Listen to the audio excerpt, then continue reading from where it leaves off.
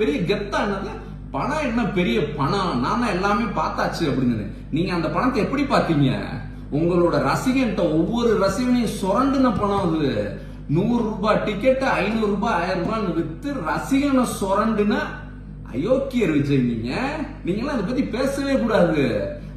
அப்புறம் என்ன புதுசா திடீர்னு அரியலூர் போனோம்னு ராஜேந்திர சோழன் ராஜராஜ சோழன் மேலாம் ஒரு பற்று அவ்வளவு யோக்கியமா இருந்துச்சுன்னா சினிமால நடிக்கும் போது அந்த கேரக்டர்ல நடிச்சு அப்படி பொன்னியின் செல்வன் மாதிரி ஒரு படத்தை நடிச்சிருக்கணும்ல.